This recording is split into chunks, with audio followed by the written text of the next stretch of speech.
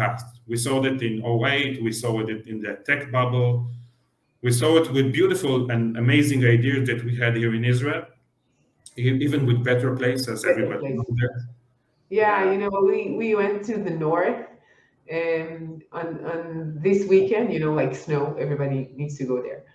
So, and I saw this, they have these structures built for better place, and it's just stuck there, and it stays there, it's a small building that is for the electricity car, and you see it, and I know that what's going on right now with Elon Musk and his company, and it's like it was a great idea, but it didn't really succeed, and so many people had these expectations from I think Shia Gassi, right?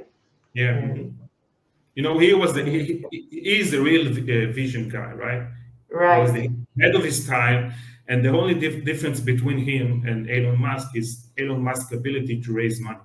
yeah, Well, Elon Musk, just a couple of, I don't know, I won't say months or a couple of years ago, was on the verge of bankruptcy.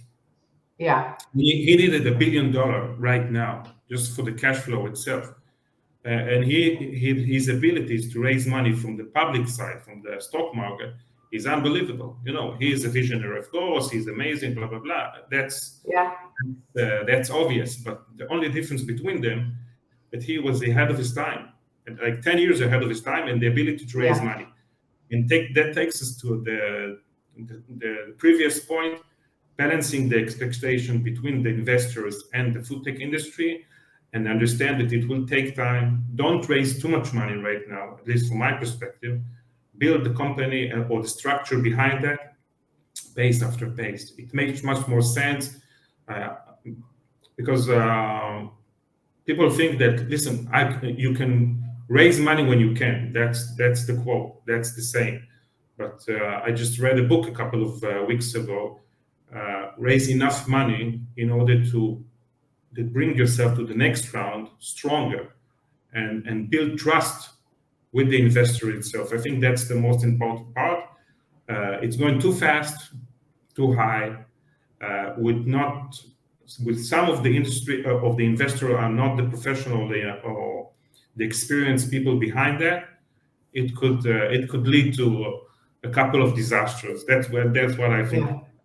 yeah, yeah. Like it's like when people win the lottery. If you get a very very high amount, most of them in like 2 years, 3 years, they will go back even worse than what they were in the past. And you just indicated the entrepreneurs in food tech are people from university, and sometimes going from university to the business and going it from there really really fast to somewhere, it's like you need to adjust it and to get better and maybe bring the right people to accomplish what it's hard for you to accomplish, and it takes time to build this. And I see startups, they got funding and they started to put people into the company, and it takes time for them to work together, right? It's not like, yeah, we're bringing 100 developers. Yeah, it doesn't work this way. They need to establish the connection, the way they collaborate, and the methods. It takes time. It's not like out of the box you bring them and just plugging them into the company. Mhm. So I You guess, just answer my question. You asked me about the 220. I wanted to ask you, as a professional consultant, if you deal with startups that all of a sudden receive that kind of amount of funding, yeah, they go around adding new professional to the team, right? It takes time. It's yeah. people behind it, right? Yeah, and making good decisions take time. It's not like, I think that in Israel we're working really fast and we're so proactive, but sometimes it doesn't mean that it's the right thing. Sometimes not doing something is a good decision, and in Israel it's like inconceivable. Not doing something is a good decision.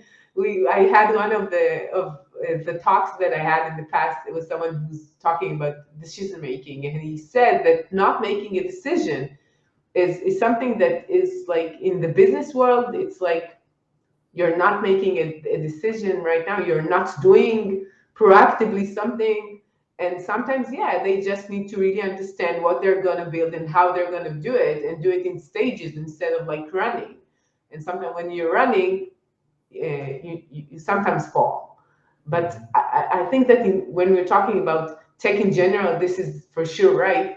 But in food tech, because I think it's manufacturing, it's not like a virtual machine that you're building here. It's not like a software. It's something that is tangible, right? And you need to create it, and you need manufacturers, and you need a way to transport it, and you need to sell it, and you need to market it. And there's so many things in additional to your tech, which is just the beginning of what's going to be successful here. And so it's like more barriers to the success. It's like a bit similar to what we have in medical tech, medtech, medical health. Yeah, I agree. There are so many restrictions, other restrictions, not like in food tech. The medtech is from the regulatory side. Yeah. Although the food tech has some regulatory side, but not, you can't compare it to the medtech industry. But I think you're completely right. People don't understand that it's not a plug and play. You can't download the software. You have to even get a real site, a facility to manufacture it, the logistics behind that. You talked about the decision-making process. People don't understand that that's probably the most important part. In the whole industry, it involves so many people, so many amount of companies behind that ship the product itself, that produce it, that they make the QA for it, the facility behind the real estate. You have to find the real estate for the pilot itself, the connection. It's so difficult, and and you cannot compare it. Cannot compare it to other industry, unfortunately. And you cannot compare it in terms of valuation, in terms of product, in terms of even the shelf life. Okay, just for the example, if you download the software, you don't have to think about how long it's going to be in the fridge, right? Yeah. The companies have to think about how many months it's going to be on the shelf life itself. If people buy it, if you shipped it in refrigerated vessel or something like that, it's so complicated, so many details. It's they need help. By the way, we haven't talked about it, but most of the VC funds of the investor itself support their portfolio companies, especially in other industry, because they know it well. If someone sold a cyber company or an ad company, or it could be even a mobility companies, people have experience with that. The experience within the food tech is practically zero. If you compare it to other industry, 5 years is nothing. And the investor that invest in those companies would like to say, listen, we're much more than investor. We have offices in New York, and we have offices in San Francisco. We know the industry, blah, blah, blah. But in the end of the day, when the entrepreneur takes up the phone or sends an email, they don't have the right answers to those questions. They don't have the right experience, and those guys return again for the Unilever of the industry, for the Coca-Cola and the PepsiCo and the Mondelez for the same answers. And again, they give them the answers that Mondelez need, right? They want.